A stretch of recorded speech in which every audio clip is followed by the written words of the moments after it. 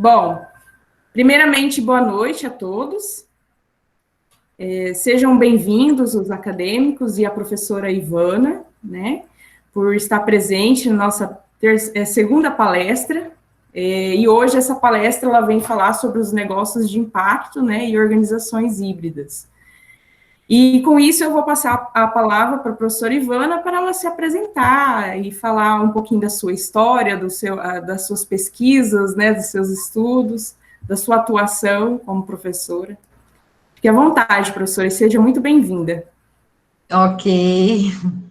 Boa noite a todos, então. Muito obrigada, professora Jéssica, pelo convite. Eu fico muito feliz em poder estar junto com vocês, né? Então, a pandemia, ela trouxe muita coisa, assim, ruim, mas ela trouxe essa flexibilização, né? Você pode estar em sala com pessoas do Brasil todo, discutindo um assunto, e isso é muito rico, né? Antes a gente não explorava essas ferramentas, então, a gente tem que sempre olhar o copo cheio, né? A parte que está cheia do copo, não o copo vazio, né? Por mais que existam problemas, né? Também teve uma mudança aí na estrutura do ensino que eu acho que vai agregar muito, né? Eu acho que esses links, né, com pessoas de outras instituições podem aumentar e isso vai engrandecer as aulas. Isso vai ser muito bom. Então, é um grande prazer estar aqui conversando com vocês, especialmente falando sobre esse assunto que eu gosto tanto, que são as organizações híbridas, os negócios de impacto. Antes de entrar especificamente no tema da palestra, eu quero falar um pouquinho sobre o meu currículo, né? Então, eu sou professora na Universidade Federal de Mato Grosso desde 2004, fui aluna da UFMT de 94 aos anos 2000, Aí, em 2000, eu entrei no mestrado na Universidade Federal do Rio Grande do Norte, na área de gestão organizacional, e foi logo depois que eu fiz o mestrado, que eu prestei o concurso e voltei para a UFMT, né, antes como aluno, dessa vez como docente, e no ano de 2009, eu saí para fazer meu doutorado. Eu fiz o meu doutorado no Pará, na Universidade Federal do Pará, num núcleo que se chama Núcleo de Altos Estudos Amazônicos, né? Então, é um centro interdisciplinar que pensa num processo de desenvolvimento sustentável para a Amazônia.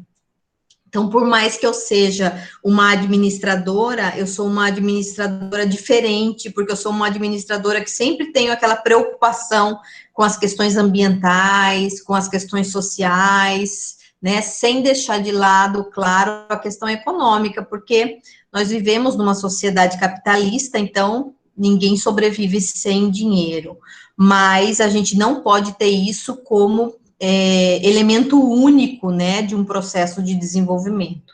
Nós precisamos sempre pensar no bem-estar da sociedade como um todo.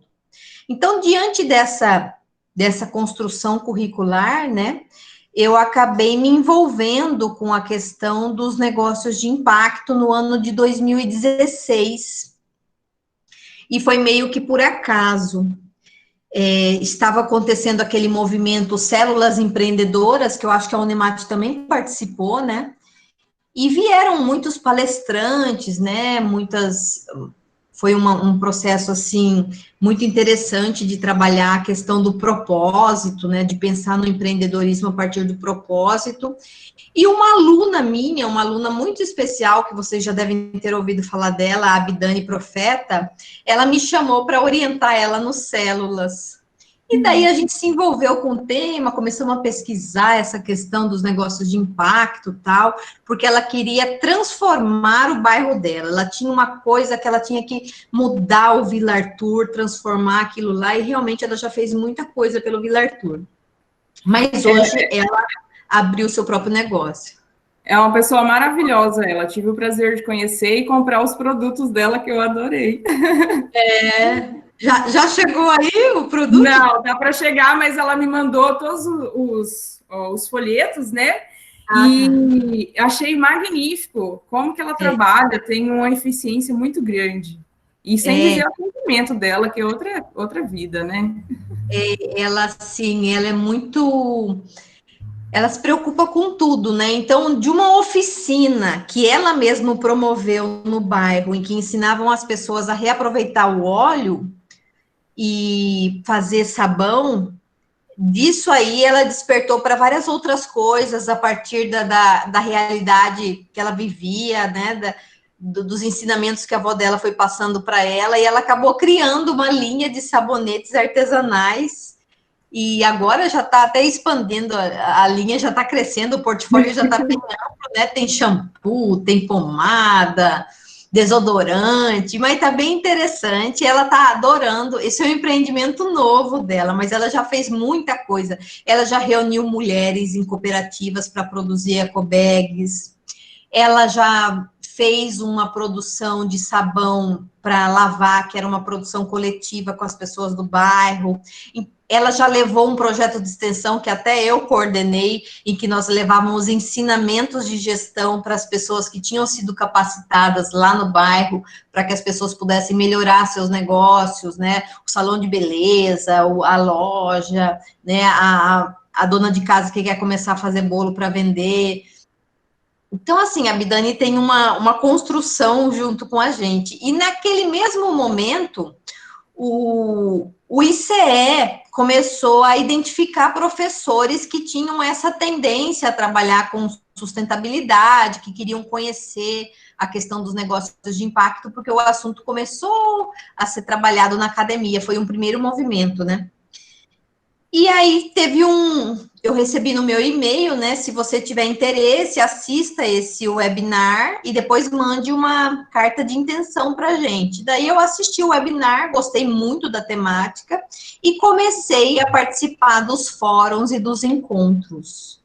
Então, eu hoje sou a primeira professora do estado de Mato Grosso a participar da rede de professores academia do ICE, mas hoje já existem outros professores cadastrados, até por indicação minha, o professor Geociomar Simão, que é meu colega de UFMT, a professora Patrícia, que é do departamento de computação, mas que trabalha com empreendedorismo há muitos anos, né?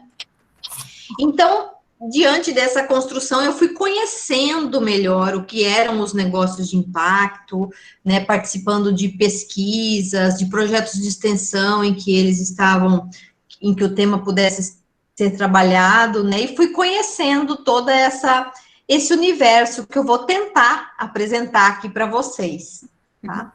Eu vou puxar aqui os slides. Bom, a partir de agora eu não consigo mais ver vocês. Então, vocês, se quiserem falar comigo, pode abrir e pode comentar normalmente, tá? Porque daí eu volto para a gente poder interagir. Então, o tema, né? O título que eu coloquei foi Organizações Híbridas e Negócios de Impacto. Por que organizações híbridas? Quando a gente fala de uma coisa híbrida, a gente está falando em quê? O que vocês associam quando a gente fala híbrido, uma coisa híbrida? E aí, galera? Qualquer um pode responder. Vai lá, Marina. No escritório, a gente, quando fala de aposentadoria híbrida, a gente a mistura do rural com o da cidade, aí vira um híbrido. Agora, você trabalha no INSS? Eu trabalho numa advocacia que é na área previdenciária, daí tem muito de aposentadoria híbrida. Exatamente. Então, o híbrido é uma coisa que tem uma duplicidade, né? Então, muito bem, Marina, obrigado. As organizações híbridas são organizações que elas têm essa perspectiva de ter uma lógica econômica, mas não é só essa lógica que está imperando naquele negócio. Ela também tem uma finalidade, uma outra finalidade, ela também tem um propósito maior. E é isso que a gente vai ver a partir de agora, né? Então, antes de entrar exatamente nos exemplos, eu vou mostrar para vocês um pouquinho dessa construção, como que surgem essas organizações híbridas, esses negócios que têm uma finalidade social, mas também têm uma finalidade econômica. Então, se a gente analisa, né, como que as empresas foram evoluindo, foram se transformando, especialmente o modo como a empresa percebe e insere, né, a questão socioambiental na sua tomada de decisão, a gente vai vendo que teve uma evolução, né? No início, a maior parte das empresas só tinham aquela lógica econômica. Só que, mesmo elas tendo uma lógica exclusivamente econômica, já existiam muitos empresários que tinham um bom coração e começaram a praticar a filantropia, né? Isso aí, lá pelo século XVI ainda, né? Isso começa com as ações da igreja, dos hospitais Santa Casa de Misericórdia, né? Então, vem toda uma evolução daí. Além desse movimento de pessoas altruístas que faziam doações, né, eram muito ricos e queriam ajudar, começaram a doar. Além disso, começou a existir uma mudança no formato das empresas. Começaram a existir empresas que não eram empresas que tinham unicamente o objetivo do lucro, mas sim empresas que eram formadas por pessoas da sociedade, organizadas para lutar por alguma finalidade. Ali, por volta da década de 20, né, surgem ali os sindicatos, as associações, que eram instituições que tinham um propósito, pessoas se organizavam, formavam essas associações, esses sindicatos, para lutar por uma causa. E com isso foram mudando, né, as tipologias de empresas, foram surgindo diferentes tipologias. Na década de 60, por exemplo, foi o boom das ONGs, né? Começaram a surgir ONGs no mundo todo, organizações não governamentais. Então, era a sociedade civil organizada lutando por uma causa. Só que as ONGs, como elas não tinham nenhuma renda, nenhuma rentabilidade, para elas funcionarem, elas precisavam do quê? Ajuda, né? Exatamente, elas precisavam estar sempre pedindo doações ou pedindo para o governo financiar as suas ações, né? Nós até vimos que muitas ONGs já foram utilizadas, né, a gente percebe ali em filmes, em séries, né, nas próprias reportagens, que algumas eram utilizadas para drenar recursos públicos também, né? Então, a gente percebe que o formato da ONG é um formato que não tem uma sustentabilidade. Por quê? Porque ele não tem uma origem. O recurso ali, ele não tem uma origem. Então, ele tem sempre um ralo. Eles lutaram por uma causa agora, mas daí eles arrecadaram dinheiro com empresários, na sequência não existe mais dinheiro nenhum. Aí eles precisam voltar a arrecadar recursos ou participarem de editais públicos para poder lutar por uma nova causa. Na sequência disso, as empresas privadas começam a perceber que é possível, né, ter o investimento social privado. As instituições que têm muito recurso, elas acabavam destinando parte de seus recursos, né, para investir em alguma causa social. E, às vezes, até contratavam ONGs para isso. Então, ali, a partir da década de 90, passa a existir uma ressignificação da filantropia empresarial. Isso na década de 90. E começa aí, todo um processo, né, professora, de adaptação, de ajuda entre uma mesclagem, né, entre o setor público, o setor privado e as ONGs, né?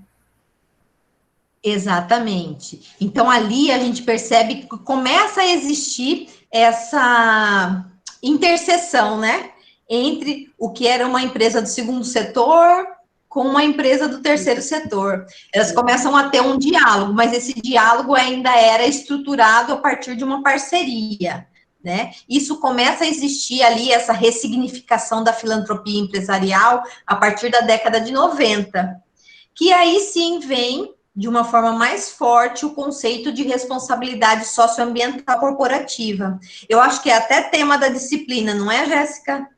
Tem também, no caso, o nosso é responsabilidade social, no caso, ética e responsabilidade social, né? Ah, tá. Então, Quando a gente fala responsabilidade socioambiental ou responsabilidade social, muitos livros têm como o mesmo significado. Mesmo significado. Então, a gente percebe que, por mais que já existiam evidências de que o empresário precisava ter uma atitude responsável para com a sociedade, desde o século XVIII, lá, quando Adam Smith escreve Teoria dos Sentimentos Morais, que ali você já consegue pincelar alguns indícios de que o empresário precisava ser extremamente ético e moral em suas ações e cuidar de todo o entorno, mas não existia nada construído, evidentemente, cobrando do empresário, né? Então, nesse processo de construção, naturalmente começa a ser mais debatido e mais discutido entre o meio empresarial a questão da responsabilidade socioambiental corporativa. Mas a gente sabe que dentro desse construto existem inúmeras situações, né? A gente sabe que existe o greenwash, que são aquelas empresas que fazem aquela bela maquiagem, né? Para dizer que estão cumprindo todas as suas responsabilidades para com o ambiental e o social, e às vezes não o fazem. A gente sabe que muitas instituições fazem pela questão da valorização da sua marca, da valorização da sua reputação. Então, hoje a reputação é um dos principais ativos da instituição, é um dos principais recursos que a instituição possui, né? E uma nova forma, né, de pensar a responsabilidade social, mas que extrapola a questão do conceito de responsabilidade socioambiental corporativa. Por quê? Quando a gente fala em responsabilidade socioambiental corporativa, a gente está falando da empresa ter atitudes éticas e transparentes para com a sociedade. A empresa, enquanto célula da sociedade, ela só consegue sobreviver se ela estiver sobrevivendo numa sociedade sadia. Se ela estiver numa sociedade doente, em pouco tempo ela vai ter problemas, porque ela não vai conseguir ter os seus recursos naturais para poder, a sua matéria-prima, para ela poder produzir, para ela poder processar. Se as pessoas dentro dessa instituição estiverem descontentes, as pessoas podem se revoltar contra a instituição e parar de trabalhar ali. Então, a gente sabe que essa responsabilidade passa pela questão do funcionário, das leis trabalhistas, da segurança em trabalhar ali, passa pela questão do entorno, né? Então, quando a gente vê esse acidente, né, sempre nas disciplinas de responsabilidade social, vem ali o acidente das barragens, né, ou mesmo aí meu colega ali que trabalha o Jackson, que trabalha na JBS, a gente sabe que houve inúmeras operações envolvendo o nome da empresa, né, então tudo isso é muito forte, né, e tudo isso tem uma repercussão internacional, especialmente em empresas que exportam, né? E a pressão sobre a empresa vem exatamente dos seus clientes, dos seus compradores. Então, os negócios de impacto, na verdade, eles extrapolam toda essa construção. Por quê? Porque eles não surgem a partir de uma lógica tradicional. Eles surgem a partir do esgotamento das funções do Estado, que acaba não conseguindo atender às demandas da sociedade, e acaba surgindo essa necessidade de vários atores, não apenas Estado, mas também empresários, mas também sociedade civil organizada, em repensarem seus processos a partir de soluções dos problemas que já existem na atualidade. Então, como isso? Eu vou um pouquinho para frente e depois eu vou voltar, tá? Deixa eu ver ali. Eu achei que eu tinha alguma coisa aqui de Estado. Professora, eu acho que vai ter que colocar para apresentar de novo, porque eu acho que deve ter travado a página. Não tá aparecendo para vocês? Tá, mas ele tá parado. Ah, tá parado na primeira página? Isso, aham. Ah, tá. Ah, então vocês não viram o primeiro slide? Não, Vocês só viram esse aqui? só onde está escrito organizações híbridas e negócios de impacto, como surgem as empresas híbridas. Esse aqui já viu ou não? Não, não está aparecendo. Esse aqui não? Não. Bom, para mim não, para vocês então, Deu? agora apareceu. Agora tá aparecendo. Ah, tá. Tinha que apertar um botãozinho aqui, compartilhar esta guia, eu não sabia. Aí. Bom, então isso aqui foi a primeira parte que eu acabei de falar para vocês, né? Essa evolução que surge de empresas que a priori pensavam só na questão ambiental, perdão, só na questão econômica, mas pelo altruísmo de empresários. Começa a existir a filantropia, né, já no século XVI, e depois começam a surgir tipos diferentes de instituição, que não tinham só o propósito econômico, né, mas que defendiam uma causa. Ali vem da década de 20 até a década de 60, os sindicatos, as ONGs, né. A partir da década de 90, passa a existir uma ressignificação da filantropia empresarial e começa a existir os investimentos sociais privados. A partir dos anos 2000, começa a ter um enfoque muito grande, a terminologia responsabilidade social empresarial ou responsabilidade socioambiental corporativa, só que ela também não atendia. Uma empresa só ao ser responsável não vai conseguir solucionar todos os problemas que existem hoje na sociedade. Por quê? Por que ela não consegue? Ok? Estão vendo? Agora sim, tá ok. Sim.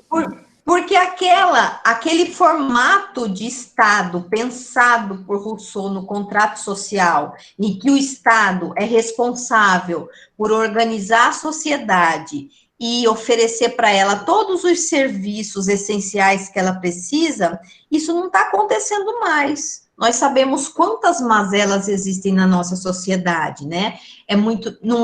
A desigualdade social é gritante. Nós temos muitas pessoas que vivem numa situação de pobreza extrema. A questão da saúde é deficitária na maioria dos países. Nós estamos vendo agora com a situação da pandemia. Não é uma realidade só Brasil, né? Nós vimos grandes países da Europa, grandes economias sofrendo com o atendimento hospitalar, né, com o sistema de saúde precário.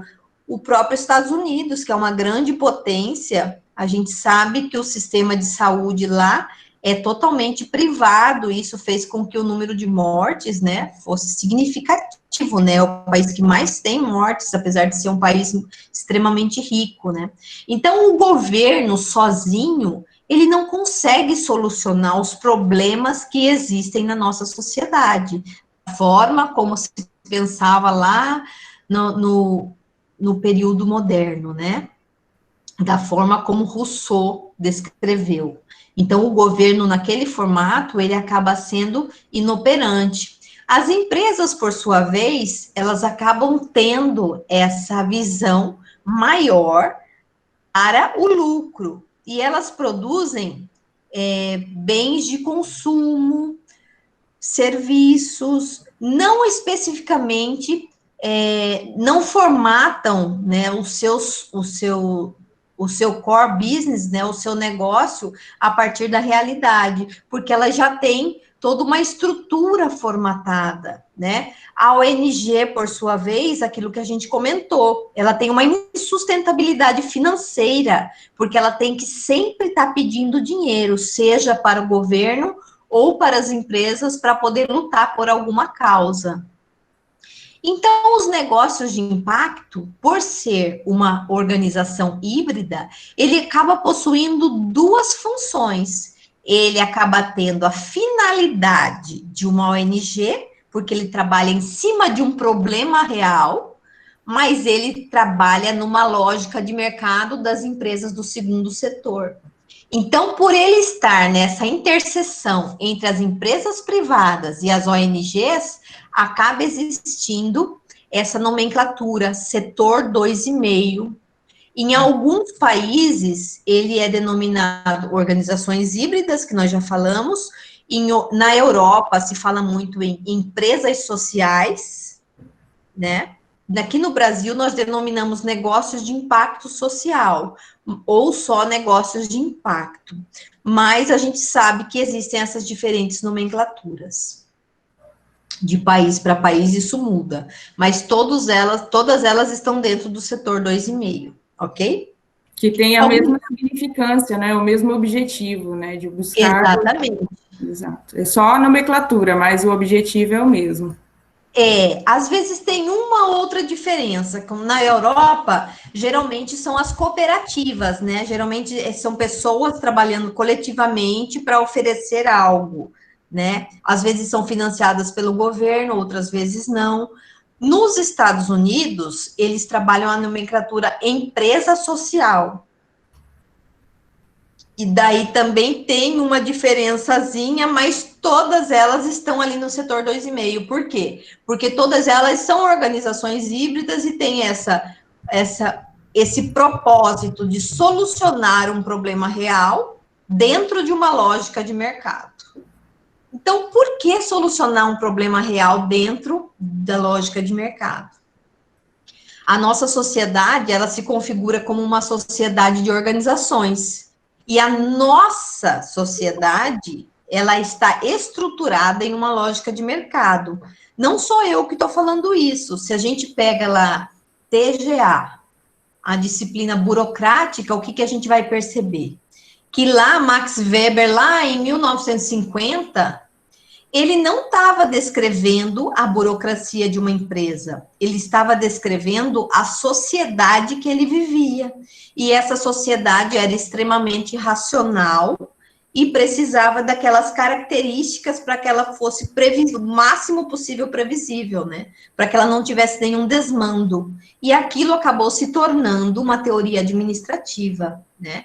Então, ele analisou a sociedade. Então, ele é a primeira pessoa que constatou que a nossa sociedade vive uma lógica racional de mercado. Então, quando a gente fala em grandes problemas sociais, a gente está falando em quê exatamente, né? A ONU, para poder ajudar as Nações Unidas, para poder ajudar um pouquinho a nossa vida, né, a vida do mundo, né, não só a nossa do Brasil, mas a vida do mundo, elas identificaram 17 grandes objetivos do desenvolvimento sustentável, que são chamados de Objetivos Globais para o Desenvolvimento Sustentável. Como que isso foi feito? Então, isso, na verdade, a ONU, ela sempre pensa nos problemas coletivos, né, problemas que estão afligindo o mundo como um todo. Nos anos 2000, trabalharam 8 objetivos, que eram os objetivos do milênio. E o nosso país ajudou a atingir muitas metas e atender muitos desses objetivos. Vou dar um exemplo para vocês. A AIDS foi controlada na África em função dos remédios que o Brasil mandava para a África. Então, nós temos muita coisa boa no Brasil, que às vezes a gente nem consegue entender a fundo como que isso funciona, mas nós conseguimos, né, através daquelas são suplementos vitamínicos, né, que hoje em dia a AIDS é uma doença controlada, naquele período não era, né, então eles passaram a produzir esse medicamento em larga escala, o SUS do Brasil, o Sistema Público de Saúde, e mandar para a África, né? Então, atendia o nosso mercado nacional e ainda mandava o excedente para a África. E isso ajudou a controlar um dos objetivos do milênio, que era a erradicação da AIDS no mundo, né? Ou controlar, alguma coisa assim, eu não lembro exatamente. Mas nem todos os objetivos foram atendidos. Por quê? Porque nós vemos que em grande parte dos países do mundo ainda existem problemas com a pobreza, com uma agricultura que não é sustentável e às vezes até com a fome, com a questão da saúde, da educação, com a questão da igualdade de gênero, né? Água potável e saneamento, energia limpa e acessível, trabalho decente, crescimento econômico, indústria, inovação e infraestrutura, redução das desigualdades, cidades e comunidades sustentáveis. Então, a ONU, ela elaborou 17 objetivos que são os grandes problemas enfrentados pelo mundo. E quando a gente fala em pensar a nossa realidade, a gente tem que analisar dentro da nossa cidade, dentro da nossa realidade, quais desses objetivos estão mais evidentes? Vocês conseguem pontuar para mim? Quais desses objetivos aí vocês conseguem perceber que precisa ser trabalhado aí em Juara? E aí, galera, o que vocês podem citar para a professora? Todas as residências possuem saneamento, água potável? Como que tá isso aí?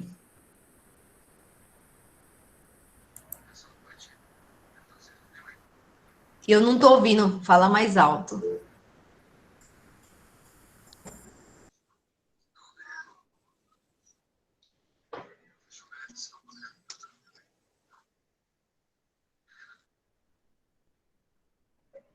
Fuge, eu não tô conseguindo ouvir agora. Os microfones estão desligados. Eu acredito que deve estar com problema o microfone. Escreve aqui no chat. Já colocaram ali, ó, 6, 10. Fala aí para mim, alto, para mim olhar lá qual que é, Jéssica. Ó, o 6, o 10, 6, o 10, o 12, 6, 10, 12 e 16. Tá. Então, 6, água potável e saneamento. Então, o nosso país precisa como um todo.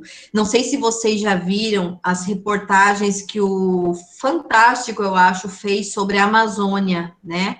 Eu já morei em Belém do Pará, então eu vivenciei, né? Eu presenciei a situação. As pessoas moram em cima do esgoto, das palafitas, né? Eles chamam aquilo de invasão, né? É o que seria uma favela num lugar seco para gente. Então, eles fazem as casas em cima dos córregos, né? Então, e ali fica tudo lançado a céu aberto, porque não existe saneamento. Então, é um local bem triste. E aquela água eles usam para consumir também, né? Então, pode falar. Aqui no nosso caso aqui do 6, professora, que eles querem dizer assim, por exemplo, nós não temos um saneamento ligado também a questões do lixo, que é, no caso, demandado pela população, e isso é levado perto de... Tem um local que é descartado esse lixo, né? E fica perto do rio principal aqui da nossa cidade, entendeu? Nossa, é uma coisa bem séria, né? E o mais grave é que praticamente todos os municípios estão na mesma situação, né? E, então, o lixo fica em céu aberto, né? Então, é mais ou menos isso. Então, é um problema muito, muito, assim, grave, né? Mas que precisa ter, né? No caso, pessoas, e não somente a parte no caso de prefeitos, né, voltado aqui para o município, mas pessoas do geral da sociedade para poder tomar iniciativa para resolver essa problemática aí. Exato. Aí o 10, redução das desigualdades, né? Então, aqui em Mato Grosso, de um modo geral, nós temos as maiores fortunas, né? Por quê? A gente vê aí o agronegócio despontando o mundo, mas é uma riqueza que é distribuída pela população? Essa riqueza que vem dos garimpos, né, gera tanta riqueza, mas para aquele grupo, para aquela família, né, e as externalidades, né, o impacto dessa indústria, né, então tudo isso gera muita desigualdade, né, muita riqueza concentrada e pouca divisão de toda essa riqueza, né. A senhora chegou a ver aquela reportagem que teve passando sobre o garimpo, que lá de Ariponã, aqui perto de nós, aqui, bem Eu próximo. acho que eu não vi. Então, a cidade de Ariponã, ela é concentrada, né, entre garimpo, ouro, né, e está voltada também no caso, o processo de energia, por conta que tem uma concentração bem grande de águas, né. E aí o pessoal, as pessoas, né, necessitadas, precisando trabalhar, começaram a fazer, né, invadir os locais que tinham pretensão de ouro, e aí foi a justiça e tiraram essas pessoas lá de cima. Então, imagina o impacto que isso não causou, né? Na verdade, na nossa região, de um modo geral, no nosso estado como um todo, né? Porque eu passei a minha infância em Poconé, que é um município aqui a 100 quilômetros de Cuiabá. E lá, desde quando eu morava lá, desde a década de 80, existe os garimpos, né? Só que naquela época era aquele garimpo de bateia, né? Então todo mundo ficava bem, teoricamente, né? Ficava bem, tinha uma graninha na mão. Mas hoje em dia não, é a mineração, né? São grupos estrangeiros, então vem aí um pessoal do Canadá, da França, destrói a cidade toda e parece que a gente não tem, assim, sei lá, alguém que possa olhar por nós, né? Olhar pelas externalidades de todo esse processo, né? Pela riqueza que o Brasil em si contém, né? Exatamente, né? Então, a questão das desigualdades, então toda a indústria, né, que é a indústria próspera no nosso estado, né, que é tido como uma indústria próspera, são indústrias que enriquecem uma minoria e geram muita externalidade. Então, tudo isso gera muita desigualdade, e não só desigualdade, né? Impacto social, pobreza, às vezes problemas relacionados à saúde, né? Então, no caso dos garimpos, no caso de algumas indústrias, né? Às vezes geram sequelas nas pessoas que trabalham nessas indústrias, nessas empresas, né? A questão do consumo e da produção responsáveis, vocês citaram ali o 12, né?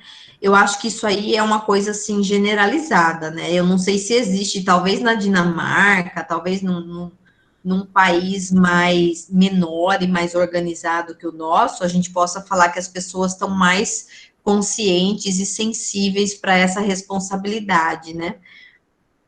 Mas aqui no nosso país, eu acho que com poucos exemplos, né, devem existir pessoas que são realmente responsáveis, né, que cuidam do seu lixo na sua casa, que só comprem coisas que sejam de procedência, que saiba que não tenha nenhum tipo de trabalho escravo ou análogo a escravo, mas, de modo geral, a gente sabe que as pessoas não têm essa sensibilidade, né? Então, vocês citaram esses e mais o 16, que fala das instituições, né? Instituições eficazes. Gente, as instituições são tudo. Se nós tivéssemos, porque o nosso país é um país rico, nós estamos, né, com toda essa crise, nós somos mais ou menos o 12º país em riqueza do mundo. Mas o nosso grande problema é exatamente o número 10, né? A desigualdade que existe no nosso país. Então, nós temos riqueza, mas temos uma riqueza extremamente concentrada, por causa do tipo de indústria, do tipo de economia que se tem aqui, né? Aquela economia meio ainda nos moldes, né, de quando Pedro Álvares Cabral chegou aqui, em que se extraía toda a riqueza natural, exportava, e aqui ficava só o bagaço, né? Aqui ficava só as externalidades. Então, parece que não mudou muito. Muito tempo se passou, né? 500 anos se passaram, 520, e a gente vê que não mudaram muitas coisas. Alguém quer falar alguma coisa? Acredito que o 13 também estão falando aqui no chat. Na realidade, eu consigo ver esses problemas aqui em todos. Por quê? Nossa educação é de qualidade? Nossa saúde é de qualidade? A nossa agricultura, os produtos que nós consumimos, que estão na nossa mesa, são produtos sustentáveis, são produzidos na região? Outra questão, vida terrestre. Gente, que crime é esse que está acontecendo no nosso estado, que estão incendiando o estado todo? Eu não sei se aí está acontecendo a mesma coisa, mas em Cuiabá, a gente está vivendo, assim, uma situação terrível. As queimadas, eles queimam tudo, parece uma coisa assim, parece que o mundo está acabando. Eles estão queimando tudo que existe. Se tiver uma árvore viva, eles colocam fogo. Ninguém sabe por quê. Esse período sempre teve queimada, historicamente, mas esse ano foi uma coisa que passou da normalidade. Parece que é uma coisa provocada. E ninguém entende o porquê, porque muita gente passando mal, muita gente com problema respiratório, e insistem em colocar fogo em tudo que eles encontram. Então, é uma situação muito triste. O Pantanal, que é um ecossistema único no mundo, foi praticamente todo incendiado. Nós não sabemos se vamos recuperar as características, né, endêmicas do Pantanal e o serviço ambiental que o Pantanal tem, porque o Pantanal, ele filtra toda a água das chuvas e dos rios e leva para os aquíferos.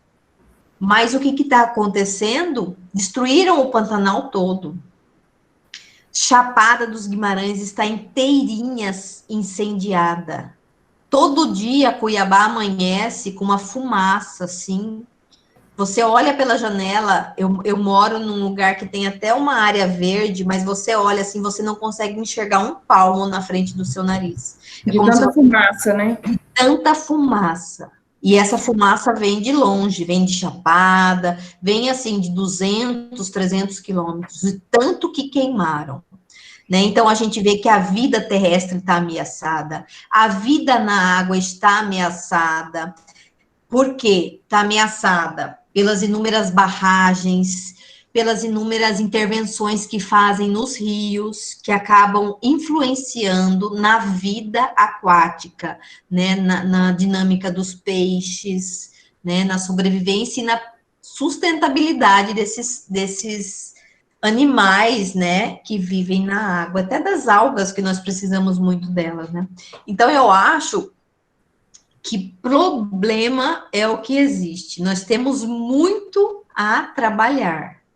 E a grande lógica dos negócios de impacto é você encarar cada um desses problemas e tentar visualizar nesse problema uma solução que possa ser escalável e possa ser transformada em negócio.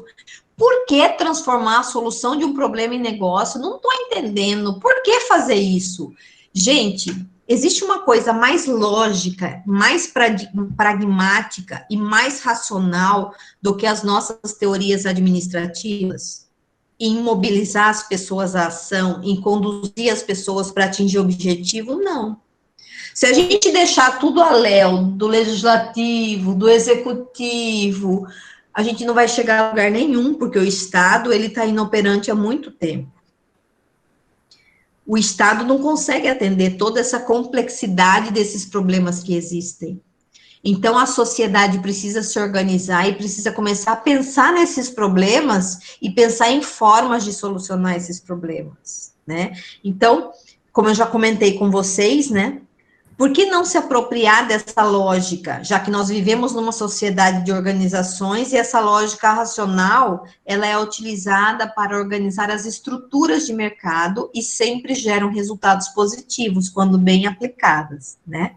Então, essa é a grande lógica, né? Então, a gente já falou um pouquinho de desigualdade, eu vou só voltar aqui um pouquinho, focalizar aqui. Como que nós poderíamos, eu queria ouvir vocês, se for possível, como que nós poderíamos solucionar um problema relacionado à saúde e bem-estar, que é o 3?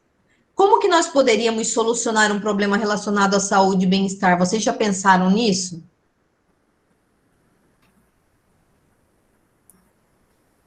E aí, galera, o que vocês pensam a respeito dessa pergunta da professora?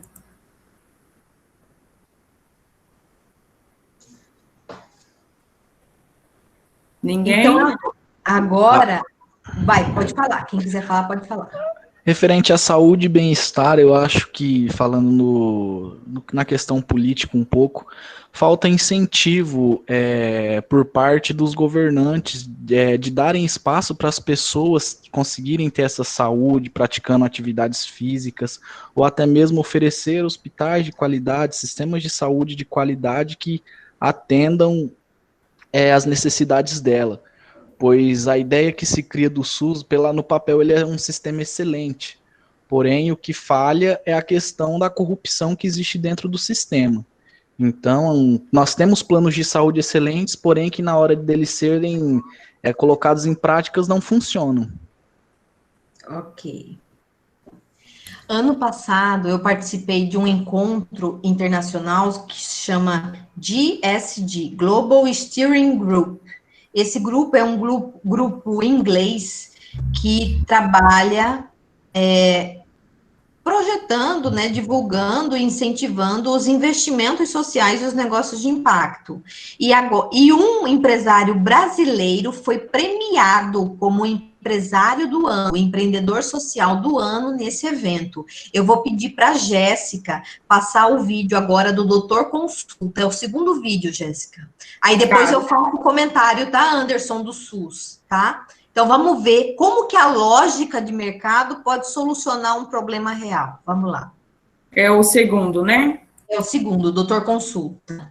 Deixa eu pegar aqui, só um instantinho. Eu acho que eu já parei de compartilhar, né? Aqui, peguei. Deixa eu abrir ele agora. Só um pouquinho tá carregando, tá, professora? Tudo bem. Aí eu posso ir comentando, então, do SUS enquanto você carrega.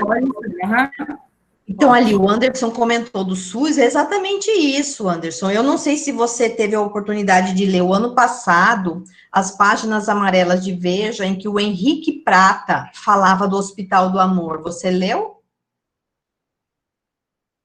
É um texto que vale a pena vocês buscarem na internet. Páginas amarelas de Veja, de Henrique Prata. Eu acho que eu tenho até no meu celular, porque eu já até digitalizei de tanto que eu amo esse texto. E ele, enquanto ele é um empresário, né, mas que ele trabalha nesse hospital, que é um hospital filantrópico, né?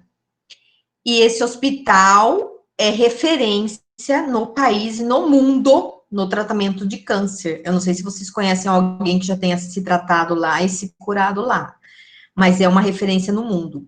E nessas páginas amarelas, ele fala exatamente o que o Anderson falou, que o SUS é o melhor sistema do mundo de saúde, mas ele é drenado pela iniciativa privada, que suga tudo dele e não deixa sobrar nada. Então, é bem o que você falou, muitas vezes são as instituições nossas que são fracas, que são corruptas e que acabam danificando um sistema que é um sistema bom, que poderia estar atendendo de uma forma muito melhor a nossa sociedade, tá? Vamos lá para o Doutor Consulta para a gente ver a lógica de mercado dentro de um problema real. É esse vídeo aí, né, professora? É esse, pode mandar brasa. Tá dando para ver? Tá dando para visualizar?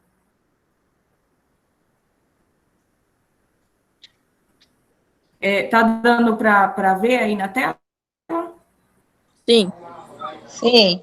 Ah, ótimo. Então tá. Então vamos lá.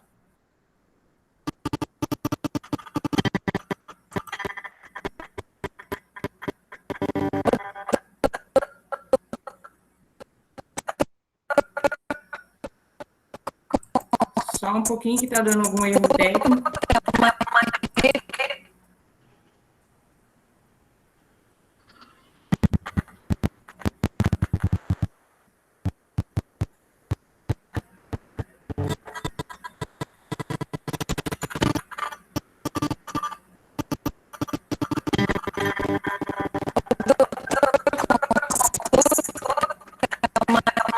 Se não der, não tem problema, Jéssica. Depois eles podem assistir. Eu acho, por conta que acredito que a nossa internet aqui não é tão, né, muito desenvolvida. Eu acredito que é isso que está dando problema. Se eu puxar aqui na minha internet, eu consigo lançar ou não? Eu acredito que sim, aham. Dá Mas, certo daí. mas daí eu pego por onde? Eu pego pelo Pega o corpo link. mesmo? Isso, aham. Daí você, por exemplo, você abre um link do lado da palestra e você cola o link e coloca para apresentar. Daí você seleciona. Deixa eu sair aqui, parar a apresentação. Pode selecionar, vai em apresentação e aí vai aparecer apresentação, aí uma guia do Chrome, entendeu? Tá, deixa eu ver qual que é agora. É um de 1 minuto, né? Eu acho Eu que é posso te esse. mandar o link aqui no chat. Deixa eu te mandar o link no chat para ir adiantando. E aí fica melhor. Eu te mandei. Tá.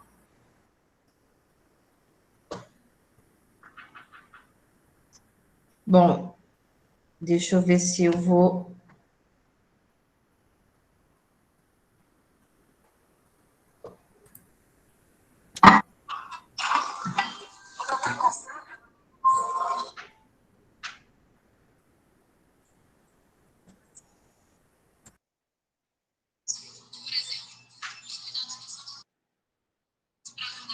Espera aí.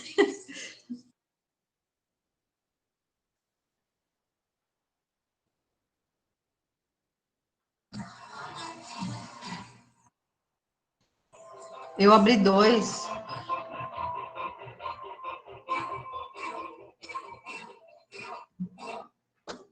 Tá, eu acho que agora eu vou lá e eu vou compartilhar. Nossa!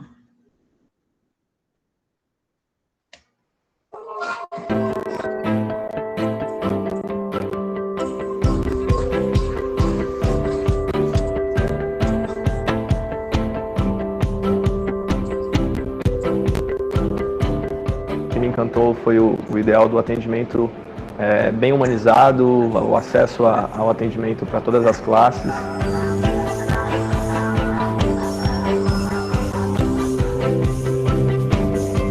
A preocupação em relação à estrutura para um bom atendimento, a valorização do médico, o acolhimento do paciente desde a entrada na clínica, desde a recepção, desde a enfermagem, com um atendimento bem humanizado.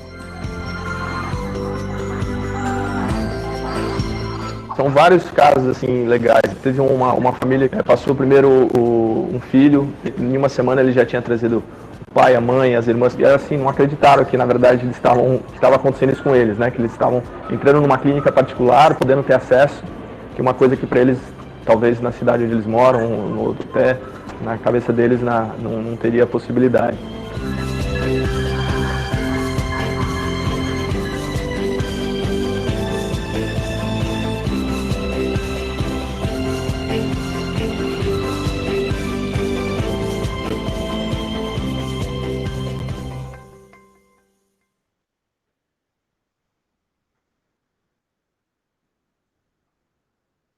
Vamos ver. Oi, estão me ouvindo? Agora eu estou, aham. Tá, Olá vamos ver. pessoal, tudo bem com vocês? Estamos aqui de volta. Sou Marcos Sumil, VP da área médica, responsável pela área médica. Novamente estou voltando aqui para falar de Doutor Consulta. A gente tem muitas novidades, várias surpresas. Continuamos expandindo os nossos centros médicos para cada vez mais perto de vocês.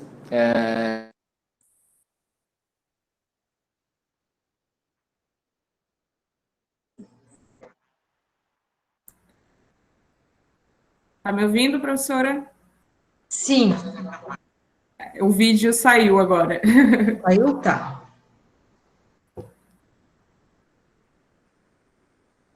Tá.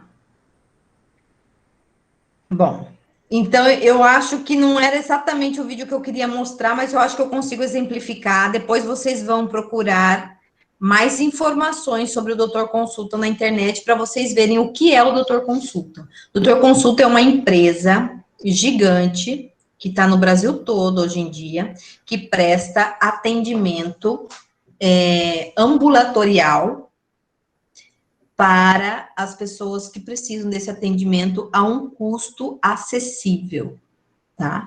Então, a pessoa com R$60, com R$50, ela faz uma consulta e, a partir dali, o médico direciona ela. Como que eles conseguem praticar esses valores, esses preços, né?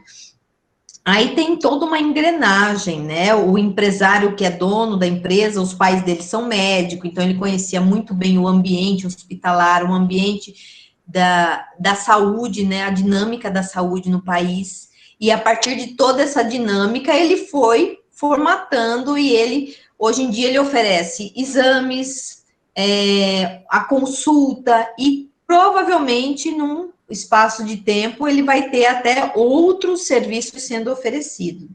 Então, a pessoa chega lá, ela paga o dinheiro da consulta, que é um valor reduzido, e ela é atendida naquela hora. São centros grandes, trabalham geralmente com médicos mais jovens, então não são aqueles médicos que cobram uma fortuna, e o médico tem toda uma produtividade, tem toda uma eficiência, tem todo um controle em cima disso. Então, ele consegue atender as pessoas quando as pessoas precisam. Depois, ele já formatou isso no formato de franquia, né? Então, vocês depois podem pegar mais informações. Então, de um problema real, que é a falta de atendimento à saúde. Muitas vezes, quando alguém precisa, né, ser atendido pelo SUS, a pessoa demora muito tempo ali para poder ser atendido, ele pode ir numa clínica popular, como o doutor consulta, ser atendido de uma forma mais rápida e depois pode até ser encaminhado para o SUS para fazer um tratamento. Então, isso é um exemplo de transformar um problema em um negócio, né? Ele pega um problema real, que era o atendimento de saúde no país, e ele formata um negócio, uma estrutura de negócio, para poder solucionar esse problema. Um outro exemplo que a gente vai pegar, está dentro ali eu acho que é das cidades sustentáveis, né? Um problema da habitação. Coloca para mim o link, Jéssica, vamos ver se a gente acha. Deixa eu pegar aqui. O link certo, porque aquela hora eu acho que eu fui no link errado. Mandei. Você viu que a internet, como faz a diferença? Aí no seu abriu, aqui no meu já não deu certo. Opa, agora eu que vacilei aqui, peraí. Pausei. Deixa eu voltar lá, eu tenho aqui. Tá. Teaser de venda. Habitação agora, tá, moçada?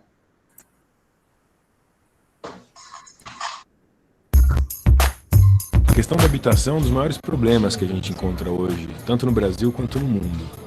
E aqui no Brasil, boa parte das ações são concentradas na construção de novas unidades. Sendo que tem um problema que é 2 vezes maior, que são das moradias inadequadas, que não contam com um banheiro adequado ou um sistema de saneamento adequado.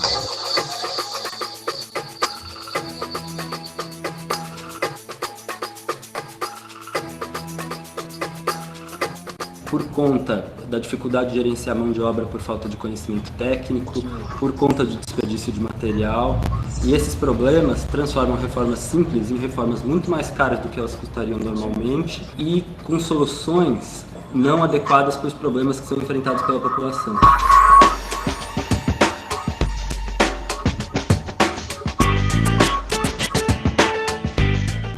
Bom, nós desenvolvemos 4 kits. Esses kits servem como ponto de partida para qualquer reforma. E junto com a família, a gente desenvolve o projeto técnico, o orçamento e o planejamento financeiro que vá caber no bolso de cada família.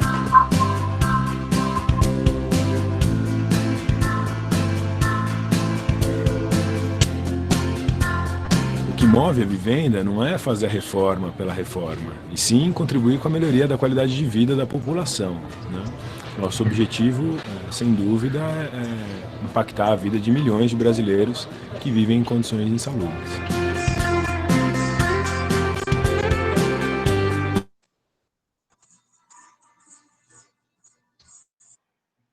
Ok.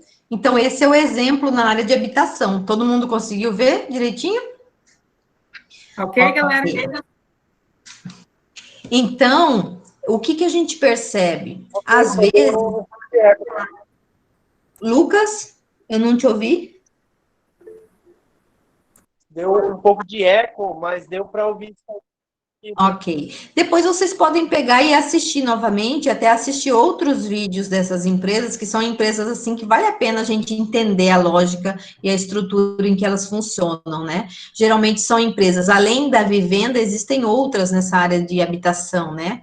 Tem a Terra Nova, que trabalha com a questão da regularização fundiária nas cidades, tem a Moradigna, que também trabalha com essas reformas para melhorar a vida das pessoas, né? Então, os profissionais que trabalham aí são jovens profissionais, a maioria primeiro abre sua startup, desenha a ideia do negócio, depois são acelerados, entram em parceria com outras instituições e acabam desenhando melhor seu negócio e explorando da melhor maneira possível esse negócio, né? Então, é muito interessante conhecer um pouquinho desse tipo de negócio. Vamos continuar lá nos slides, depois eu falo mais sobre isso para vocês. Se tiver demorando cansativo, você vai me sinalizando, tá, Jéssica, o horário? Não, pode ficar tranquila, professora. Deixa eu achar agora, que agora saiu do meu drive, Tá, já entrou.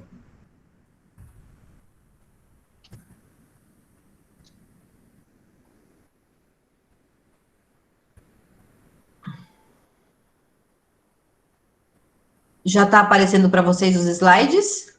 Tá sim. Ok. Então, apresentar.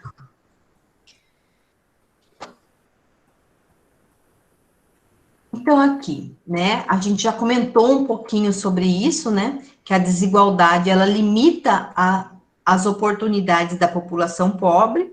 A gente já viu o quanto o mundo e o Brasil é desigual, ali tem algumas informações a respeito dos bilionários, né, do mundo aí, da quantidade de pessoas que ganham salário mínimo, né. E aqui tem dois grandes economistas, né, ambos são prêmio Nobel, né, de economia. O primeiro deles, eu acredito que vocês vão estudar um pouquinho ele na própria disciplina de ética, né, que é o Amartya Sen, que ele fala que o grande problema da humanidade foi quando se tirou a questão ética dos negócios, né? Então, segundo ele, pobreza é a incapacidade do ser humano em desenvolver todo o seu potencial.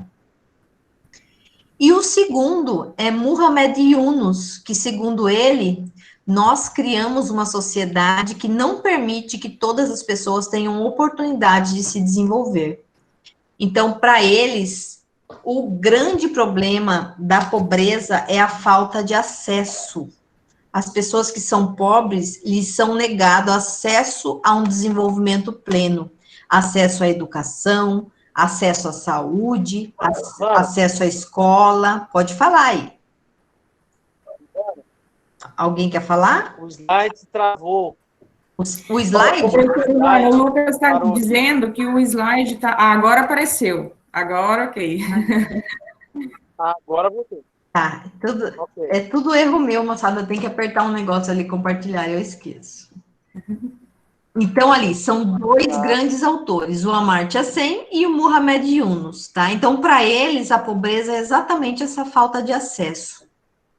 O Muhammad Yunus, eu tive a oportunidade de participar de uma palestra com ele, que até eu vou falar um pouquinho dela aí para vocês, e ele falou o seguinte, numa das falas dele, que assim me chamaram muita atenção, né? Qual que é a diferença entre uma mãe analfabeta e uma filha médica? Alguém pode me dizer?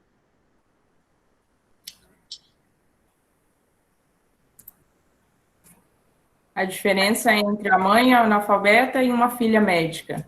É.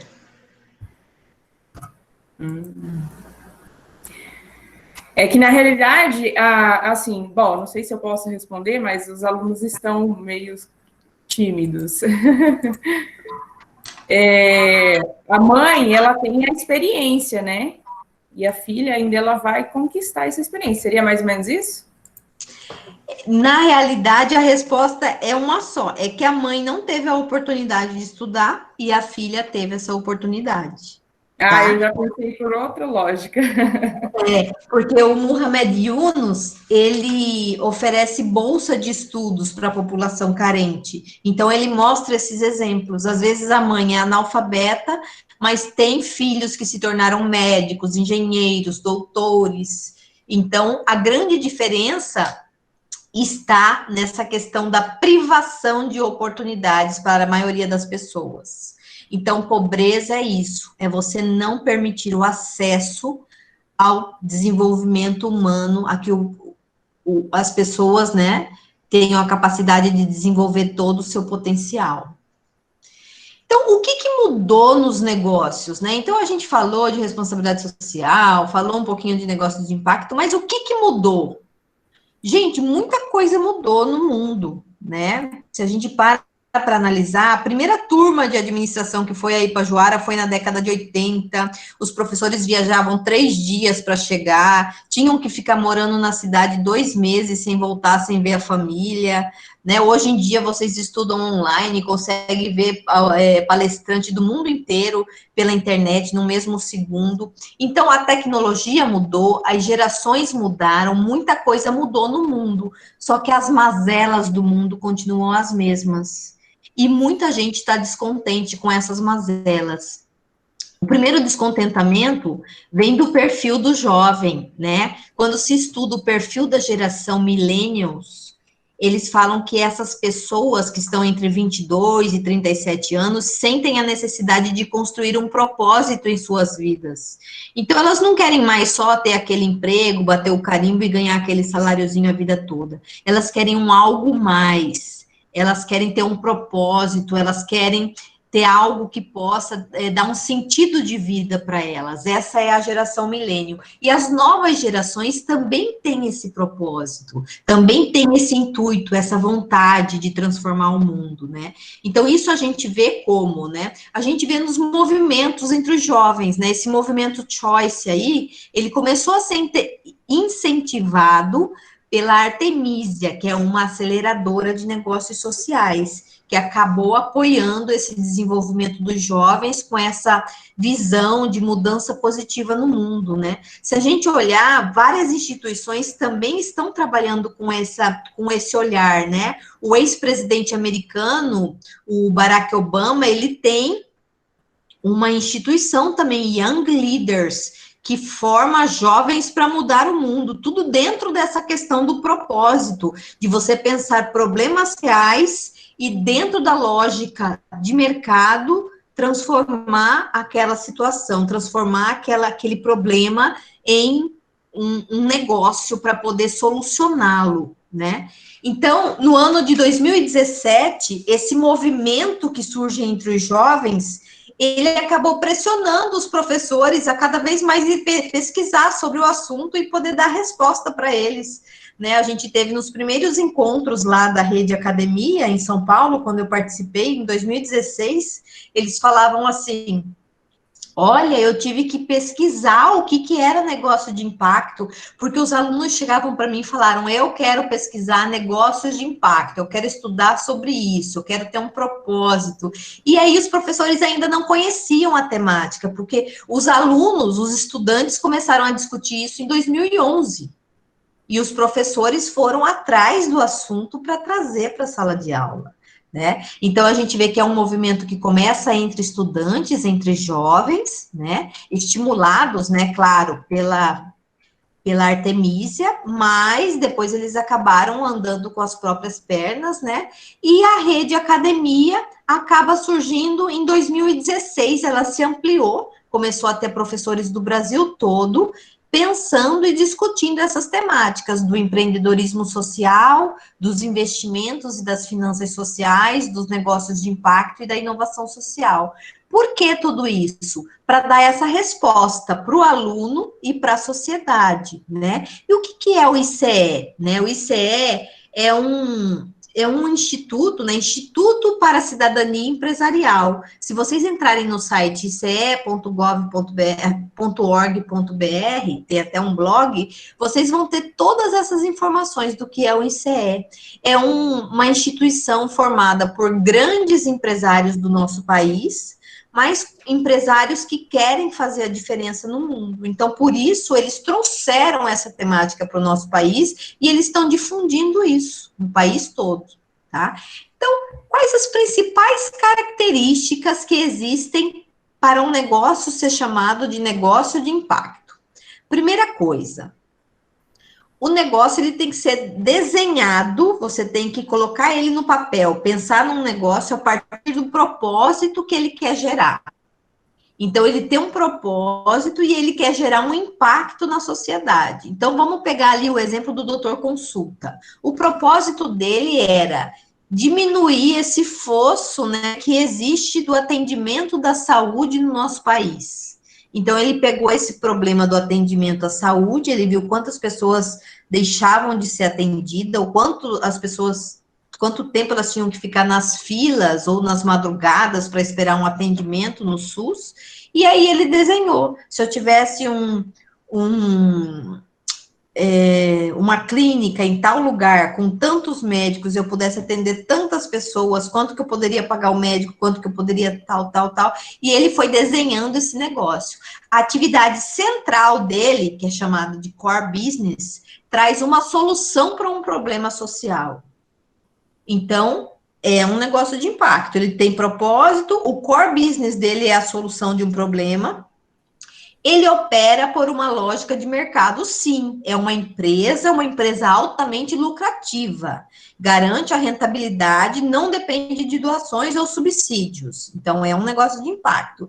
E a outra questão que eles dizem, se a pessoa quer ter propósito e quer ter um impacto na sociedade, ela tem que criar indicadores e acompanhar para ela poder comprovar que existe um impacto com esse negócio. Né, para não ficar só no blá, blá, blá, né, para ter realmente a comprovação de que é gerado um impacto ali, tá? Aqui os 2 vídeos que nós já assistimos, né, então aqui é o conceito de negócios de impacto do ICE e da Pipe Social. São empreendimentos que têm uma intenção clara de endereçar um problema socioambiental por meio de uma atividade principal, seja um produto, um serviço ou sua forma de operação. Atuam de acordo com a lógica de mercado, com um modelo de negócio que busca retorno financeiro e se comprometem a medir o impacto que geram. Qual que é a importância do retorno financeiro? Vocês lembram da diferença entre a ONG e uma empresa do segundo setor? Quando a gente falou sobre ONG e a empresa do segundo setor. A ONG, ela precisa o tempo todo estar buscando doações para ela poder sobreviver, não é isso? E ela atende, soluciona um problema, né? Ela tem um propósito. Só que a empresa do segundo setor, não. Ela não tem um propósito em si. Geralmente, o propósito é o lucro, é um negócio convencional, né? Ela criatividade, né? Expandir negócio, não está voltada para essas questões, né? Do 2.5, né? Do propósito, exato. Então, a diferença dos negócios de impacto é que eles conseguem essa sustentabilidade financeira. Quando você pensa na sustentabilidade financeira e em atender um problema, pronto, você soluciona ele. O grande exemplo que a gente vai citar agora é do próprio Muhammad Yunus, que a gente já... Antes de falar de Muhammad Yunus, eu ia pular aqui. Então, isso aqui é um grande ecossistema, né? O nosso país está muito bem na fita, apesar de não ser uma coisa disseminada no país inteiro, mas nós já temos várias incubadoras e aceleradoras ali na região de São Paulo, do Sudeste, do Sul. Nós já temos vários empreendedores sociais, intermediários, investidores que querem investir em negócios de impacto. Então, se você tem uma grande ideia, coloca isso no papel e procure as aceleradoras, institutos e fundações, né? Então, ali o pessoal das grandes corporações, com todo o investimento social privado que eles têm para investir, e o governo já criou uma política para poder estimular o setor. Quem quiser conhecer mais sobre ela, procura no site do governo Impacto. É uma estratégia nacional de investimento em negócios de impacto. Professores, nós temos professores professores em todo o país trabalhando a temática e alunos construindo seus TCs sobre a temática. Né? O próprio ICE tem um prêmio que estimula e paga em dinheiro aluno e professor que construir TC e for premiado como os melhores da região. Ok? Então, vale a pena vocês entrarem no ICE e já terem bastante ambiência com essa temática para vocês poderem ganhar até R$3.000. No ano de 2017, eu e uma aluna ganhamos, ficamos em segundo lugar na categoria graduação. E foi muito bom, né? Recebemos e foi muito bom.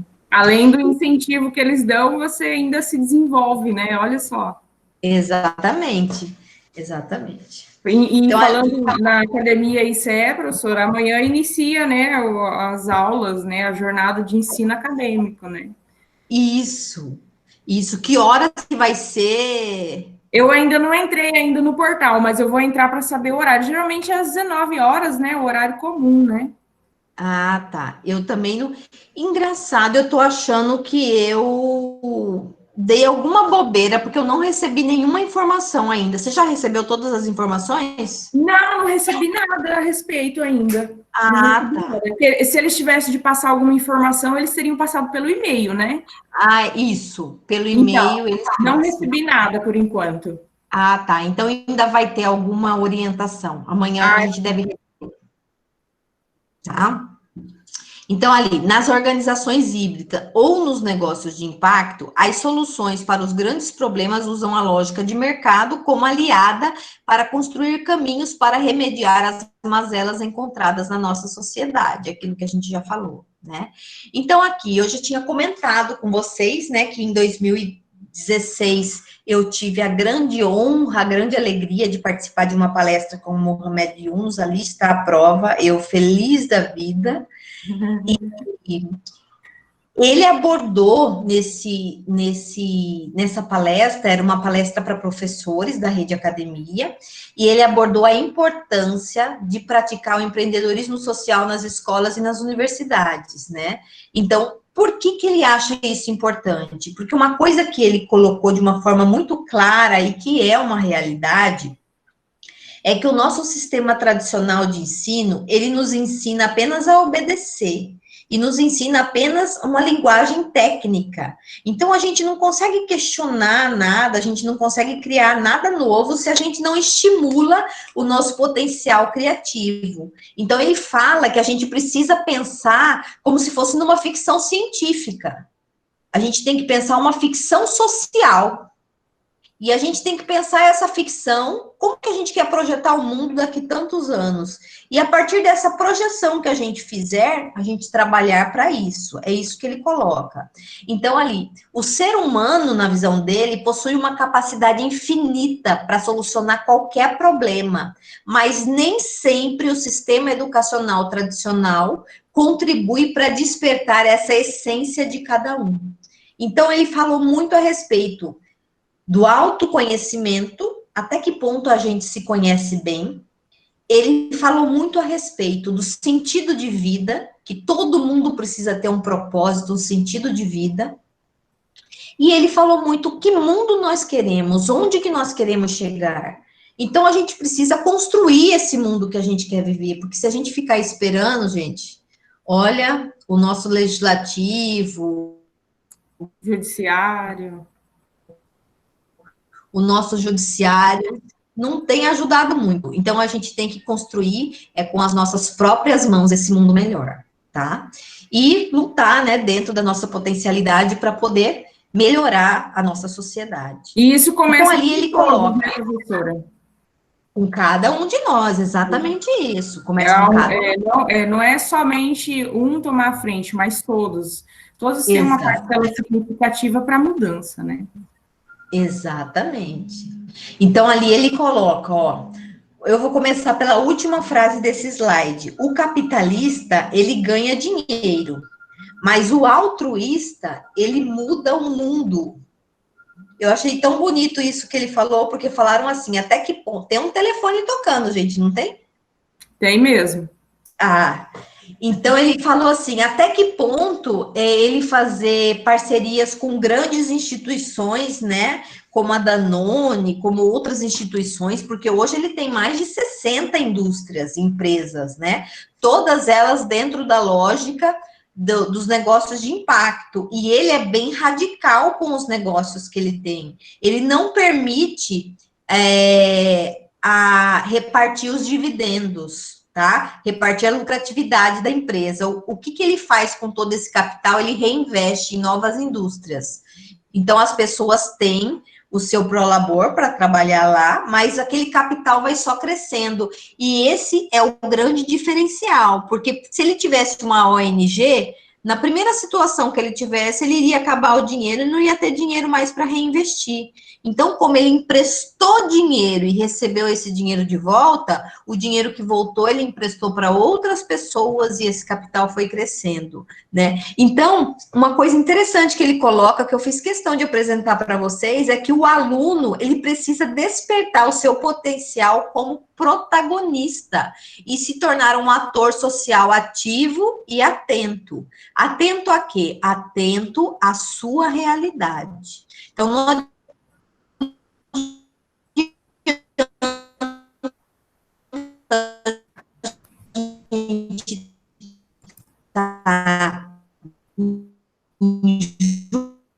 tá pensando, se eu tivesse no dia de uma banho de praia, coisa, não. Eu tenho que pensar na minha realidade, o que eu posso melhorar da minha realidade. Tomar um banho, né? A economia da floresta, posso, para não ter que desflorestar toda a Amazônia, né? Eu posso pensar em negócios que valorizem a biodiversidade da região? Posso. Eu tenho que pensar com os recursos que eu tenho, com os recursos naturais, com os recursos humanos, com o conhecimento que já existe sobre a minha região.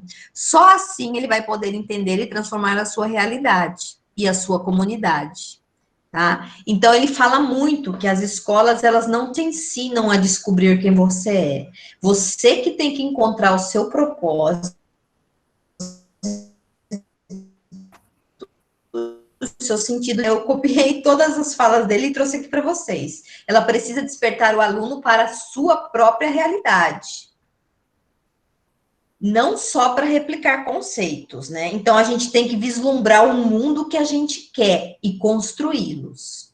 E uma coisa que ele pontua é que todas as pessoas são infinitamente criativas e possuem um potencial estrondoso. E elas podem superar qualquer tipo de situação e reverter qualquer tipo de problema que exista no mundo. Basta só usar a sua criatividade e a sua capacidade de solucionar aqueles problemas, né? Então, o que esse cara fez que ele é tão importante assim, né? Ele ganhou o Prêmio Nobel em 2006, depois vocês podem pegar mais sobre a realidade dele. Na verdade, ele é uma pessoa de Bangladesh, mas ele estudou porque ele ganhou uma bolsa de uma instituição americana e ele se formou nos Estados Unidos. E lá ele se tornou professor universitário. Com o passar do tempo, ele resolveu que ele queria voltar para o país dele e continuou trabalhando nas universidades como professor. E na nossa palestra, ele falou uma coisa tão interessante que eu sempre falo para os meus alunos, que ele falou que ele tinha uma visão de águia, ele olhava por cima tudo, lá por cima, ele não tinha noção do que acontecia no chão, como uma águia, né? Então, ele falou que ele precisou se tornar um verme e entrar debaixo da terra e entender como as pessoas viviam na periferia, nas regiões mais longínquas, né, as dificuldades que as pessoas tinham. E quando ele mandou os alunos deles fazerem pesquisa num bairro bem pobrezinho que tinha no entorno da universidade, ele descobriu que aquelas pessoas, elas viviam praticamente um processo de escravidão, por causa de $17, 17 ou 20. Era $17. Então, ele pegou um número de 17 mulheres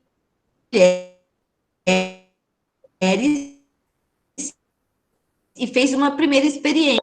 devolver o dinheiro, ou seja, pagar de volta o valor. E ele conseguiu emprestar novamente para outras pessoas. E a partir dali ele viu que ele poderia encarar o sistema bancário tradicional e pedir que essas pessoas passassem a emprestar dinheiro para os pobres. Ele cria o conceito de microcrédito e ele se torna o banqueiro dos pobres. Hoje ele tem uma carteira de mutuários, que fala, né, uma carteira de clientes com 8,4 milhões de mutuários. E desses, 97% são mulheres. Então, gente, ele é uma referência. Hoje ele não tem apenas essa empresa, né? Ele tem muitas empresas,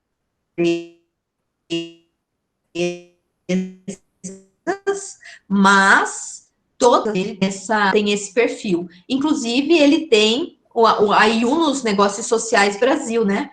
Vocês podem entrar no site, eles vendem cursos sobre negócios sociais, negócios de impacto, e tudo é revertido para esses negócios, né? Tudo para crescer esse movimento de impacto que ele trabalha. Um outro caso muito interessante, que eu também gosto muito de falar, é do Banco Palmas. Vocês já ouviram falar sobre essa instituição? Alguém conhece?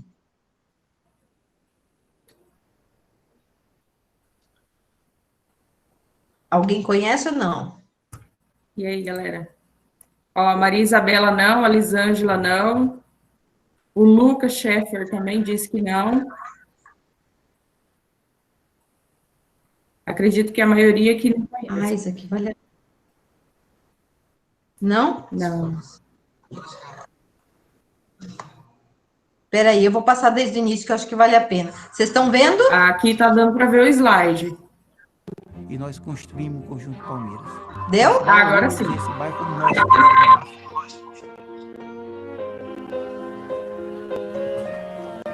O canto mais lindo do mundo, sabe qual é? Chama-se Conjunto Palmeiras. Que se eu achar que o mais lindo do mundo é Paris, é Nova York, é Torre, não sei de quê, tô lascado. É lá que eu vivo, é lá que eu me casei, é lá que tenho meus filhos, é lá que eu choro, é lá que eu canto. Lá tem que ser o canto mais lindo do mundo.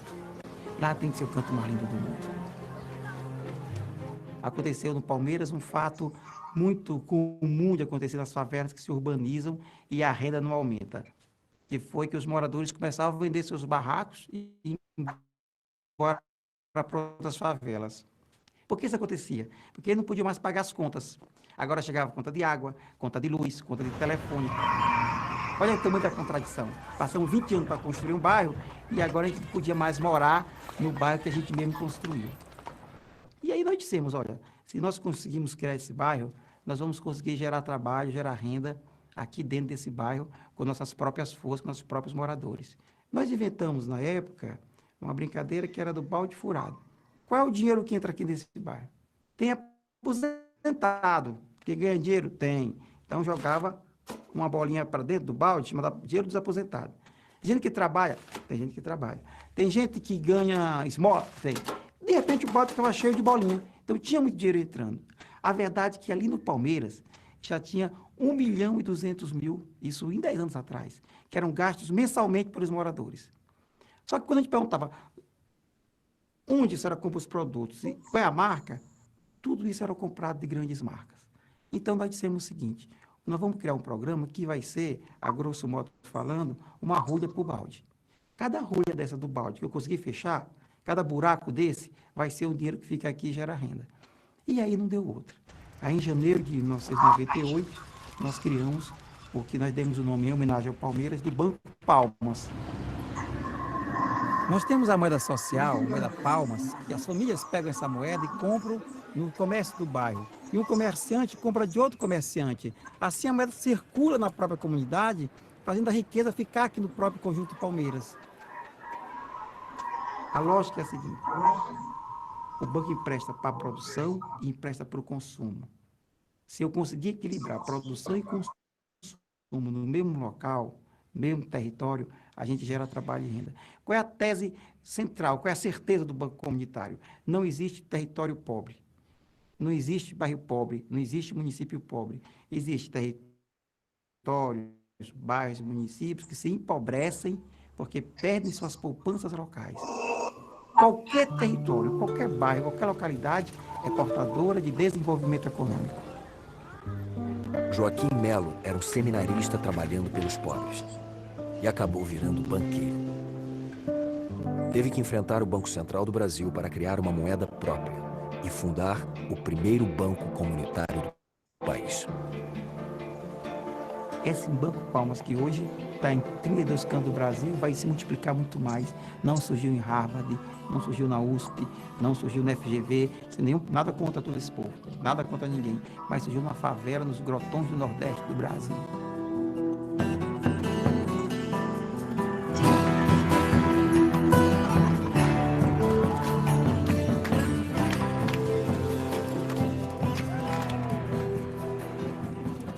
A pobreza não é uma sentença.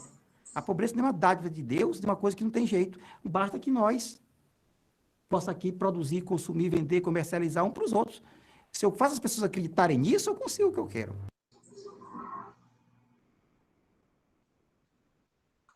Ok. Que maravilhoso exemplo, né, professora? Nossa, esse filme vale a pena vocês assistirem. Eu não sei se você já passou para eles, Jéssica, já passou? Ó, você fala do Banco Palmas? É o filme essa aí é a cena do filme, tá? O filme chama Quem se Importa? É um filme maravilhoso que mostra vários exemplos de empreendedores sociais no Brasil e no mundo. E é muito interessante porque, assim, são exemplos que inspiram a gente, né? A gente fica muito feliz de ver, né? Que, assim, é possível fazer a diferença, é possível transformar, né? E eu fico muito, assim, empolgada quando eu assisto. Eu já assisti esse trecho aí umas 1000 vezes, mas cada vez que eu assisto, eu escuto aquela musiquinha lá, com aquela dança tipo siriri, cururu, já fico louca aqui, né?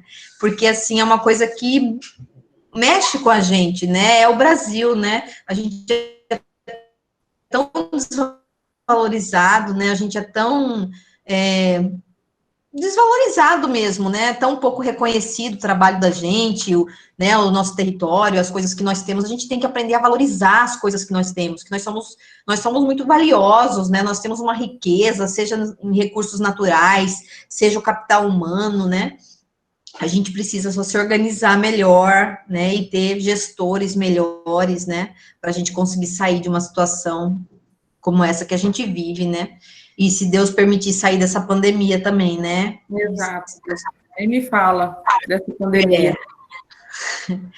Não tá fácil para ninguém. Mas então, gente, o exemplo, né, desse Joaquim Melo é um exemplo, assim, fantástico, que ele pega uma região pobre, um bairro pobre, e ele, com esse movimento, junto com a comunidade, articulando com as pessoas da comunidade, eles conseguem construir toda uma estrutura, né, de dinâmica comercial para o bairro, para a região, e com isso gerar emprego, gerar renda, gerar produtos ali, né, porque como o vídeo ele é muito claro, né, as pessoas compravam tudo fora, então a região se tornava uma região extremamente pobre, e quando começou a existir ali uma fábrica de produtos de limpeza, né, uma feira, alguém produzindo roupa, né, costureiras, tudo isso fez a economia do bairro se movimentar, né. Então, tudo isso é muito interessante. Deixa eu voltar lá para os slides para a gente finalizar. Então, depois vocês podem até olhar com mais calma, né, toda essa articulação comunitária que esse grande empreendedor social fez. Estão vendo? Tá sim, professora. Tá. Então, ele permitiu a estruturação de um arranjo financeiro com 103 estabelecimentos. Então, hoje, o banco que ele criou está em 20 estados do país e em mais de 90 municípios, né? Então, isso é muito interessante, é uma estrutura e tanto, né? Que começa numa periferia do Ceará, de Fortaleza, né? Muito interessante. Então, aqui a Abidânia, eu já comentei com vocês sobre ela, né? Ela está sempre levando os professores da universidade para fazer oficinas e cursos lá no bairro dela. Ela já criou uma cooperativa de costureiras. Na verdade, não é uma cooperativa. Como eram poucas mulheres, elas se estruturaram como MEI, e cada vez uma emite a nota para poder fazer uma divisão compartilhada, mas daí elas dividem a produção e elas produzem individualmente com o mesmo padrão de produção. Então, tem essa cooperativa, tem uma fabriqueta de sabão, agora ela criou essa marca Xioma, né? Então, é uma aluna também que faz essa diferença no aspecto local, né? Que é muito interessante. Mas existem outros exemplos de negócio. Por que eu chamo a empresa da Abdani como um negócio social? Porque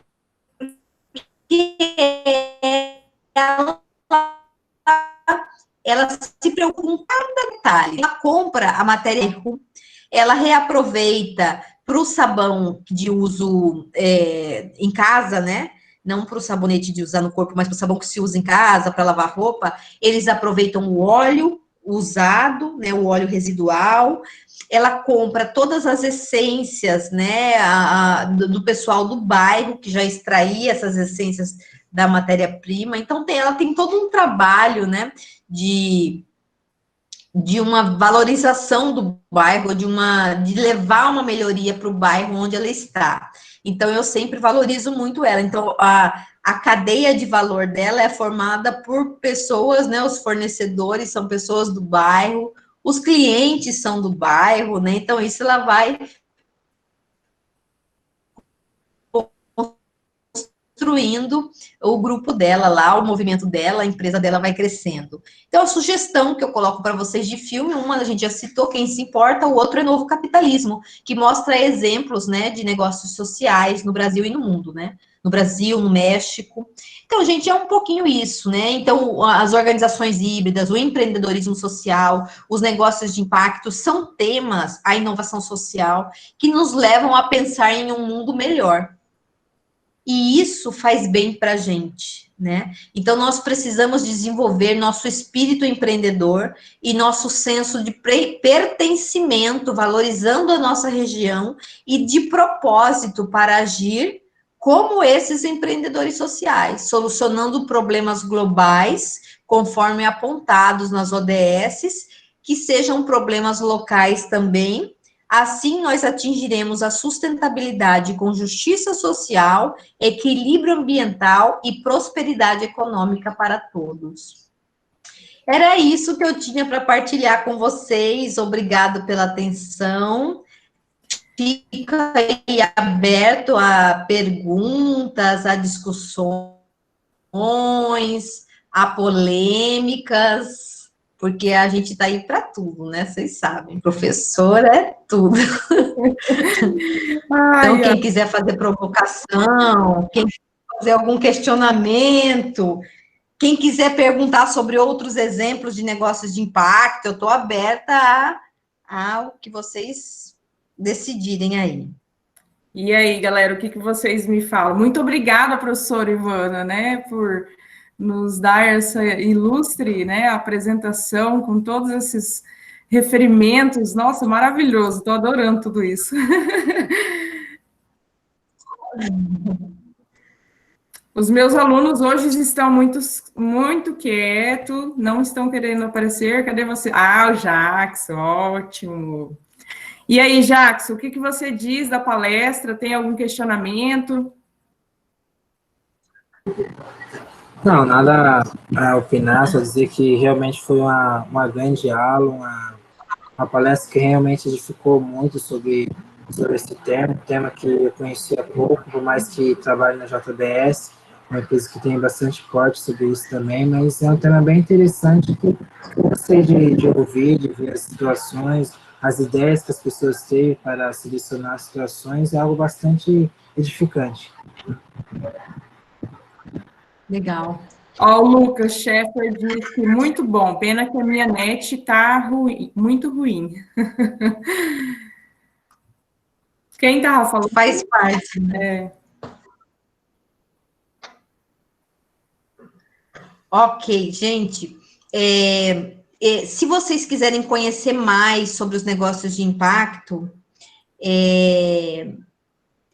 eu sugiro que vocês entrem no site do ICE, porque lá tem tudo, porque o ICE foi o primeiro instituto que começou a fazer esse movimento com os professores. Então, lá tem uma biblioteca vasta, lá tem livros para vocês baixarem e lerem, né? Lembrando que sempre se espelhar no que Muhammad Yunus nos coloca, né? Nós não vamos só replicar o que nos passaram, nós não vamos deixar ser robozinhos, né? Então, a educação tradicional faz a gente pensar como robozinhos, a gente só obedece, só aceita, não. A gente tem que construir a nossa própria história, se apropriar da ficção social, vislumbrar o mundo que a gente quer ter e, a partir dali, pensar em ações que a gente possa ter para poder transformar isso aí, né? Então, nós somos poderosos, nós temos muito potencial criativo, nós podemos, basta nós acreditarmos em nós mesmos e fazermos essa diferença, tá? Eu dei o exemplo para vocês da Tatiane, não foi proposital, mas foi uma moça que começou acompanhando o pessoal da obra e hoje é uma grande executiva. Então, cada um de nós pode traçar a sua própria história, né? Pode construir a sua própria história de superação, né? Especialmente se ela vier solucionando um problema, né, Jéssica? Exato, professora. Especialmente se vier solucionando um problema. E eu tenho certeza que muitos alunos aqui presentes têm um potencial gigantesco. A nossa universidade aqui, nós temos acadêmicos muito inteligentes que desenvolvem trabalhos maravilhosos, só que é igual a senhora fala, tem que sair dessa questão de aceitar somente o que é passado na teoria e ir para a prática. É isso que eu sempre penso e sempre pensei, tento desenvolver com os meus alunos, né, a respeito disso. Isso. A gente, de repente, fica aqui como desafio, né? A gente vai tentar formatar. O ano passado, no CONASUM, eu fiz uma oficina em que a gente pensava e desenvolvia negócios a partir dos problemas reais. De repente eu vou imaginar que vocês vão desenhar o Canvas, tal, solucionando problemas que existem. Vocês estão em que semestre? Eles estão no 6º. Ah, então já estão trabalhando com estratégia, com planejamento, então já desenham Canvas, ótimo, então vamos alinhar isso aí. E daí eu quero ver todos esses Canvas serem transformados em negócio e solucionar o nosso problema aí, todos os problemas de Juara e das regiões adjacentes aí. Anderson, pode falar um pouquinho, Anderson? Posso sim, professor. Primeiramente, parabenizar pelo excelente conteúdo trabalhado. E essa questão é uma coisa que tem que ser desenvolvida em meio à sociedade. As pessoas têm que começar a ouvir isso mais na escola, ouvir isso mais na faculdade, para estar sendo inserido isso e as pessoas começar a mudar seu modo de pensar. Pois somente inserindo isso nas universidades e nas escolas a gente vai conseguir realmente ter novas modalidades de negócios que sejam voltadas para a sociedade, não só para a aquisição de recursos financeiros. Exatamente. Ótimo. Marina? Principalmente distribuindo riqueza, né? Porque grande parte dos negócios hoje só servem para enriquecer um grupo e gerar externalidade no entorno, né? Verdade, professora. Marina, tá aí? Marina tá tímida. A Érica é um grande exemplo. Ah, a Marina apareceu. Vamos ver, Marina.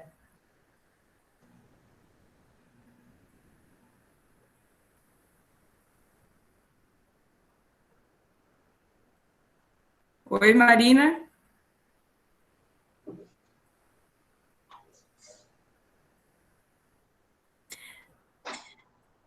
A Marina, acho que deve ter dado alguma falha na internet dela. A Érica, ela trabalha aqui no Banco Sicoob de Juara. Érica, você está aí? Oi, professora, eu tô. Pode falar um pouquinho? Eu achei muito legal o conteúdo que a gente falou hoje, porque volta mais ou menos naquela última palestra que a gente teve falando sobre ética, né, e moral. e faz mais uma vez a gente parar para pensar. É bem isso que ela falou, a gente é treinado e a gente é educado para pensar, tipo, meio que todo mundo igual, né? E não parar, assim, para analisar mesmo, e ter o nosso ponto de vista, e pensar no bem-estar como um todo, né? E não, assim, achar normal que algumas pessoas vão ter oportunidade, outras não, e a vida é assim, e pronto, né? E quem não tem oportunidade vai no SUS e acaba morrendo no SUS, e quem tem vai no particular e fica e aí consegue se sair melhor, e assim é na educação, no resto tudo, né? Então, achei muito legal que fez mais uma vez a gente parar para pensar, não eu, né? Parar para pensar de novo na sociedade e no que a gente está vivendo, nesse sentido, assim, achei bem legal. Legal, Érica. Bom, alguém mais tem algum questionamento?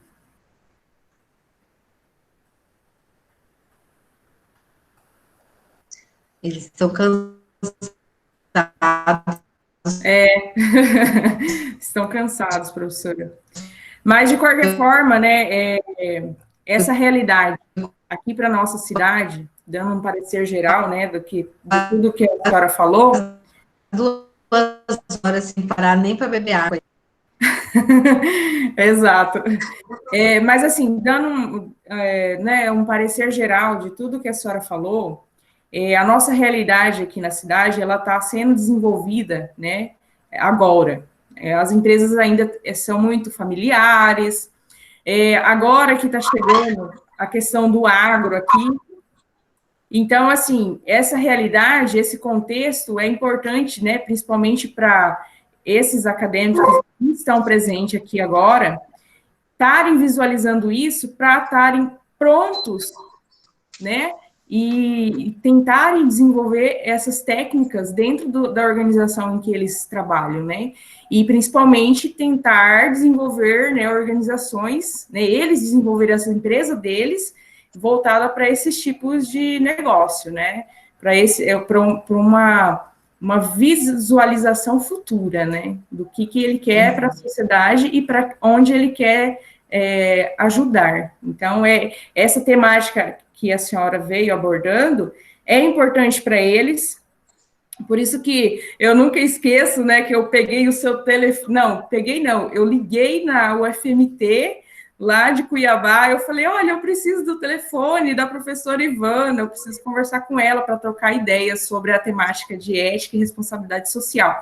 Busquei informações a respeito disso, porque eu busco, né, o melhor para os meus acadêmicos e também compartilhar com outros professores o conhecimento que eu tenho e, assim, aprendendo junto, né? Então, seria mais ou menos isso. Parabéns, Jéssica, viu? Porque, assim, eu achei, assim, um encanto. Eu tenho 15 anos de instituição e é a primeira vez, né, você vê, assim, a humildade de Jéssica e a sabedoria dela de procurar uma velhinha aqui para dar umas dicas, né? Mas, olha, a biblioteca dela está muito melhor que a minha. Vocês estão muito melhor de professor que os meus alunos. Ela é maravilhosa e tudo que eu tenho recebido de case, de informação sobre sustentabilidade, sobre negócios de impacto na Amazônia, eu sempre estou passando para ela, porque eu sei que vocês têm muito a contribuir com o nosso Estado, né, sempre pensando em trabalhar por esse propósito, em gerar um Estado menos desigual, em gerar um Estado mais justo, né, que tem oportunidades, né, que a gente tem acesso a tudo aqui, né, porque a gente vai ter. Exatamente, professora. Bom, de qualquer forma, se os acadêmicos não têm nenhum questionamento a mais, eu gostaria de agradecer imensamente pela senhora ter aceito, né, a essa palestra, e vou convidar para outras. Estou à disposição. E que todos, né, eu espero que tenham gostado, e muito obrigada, professora.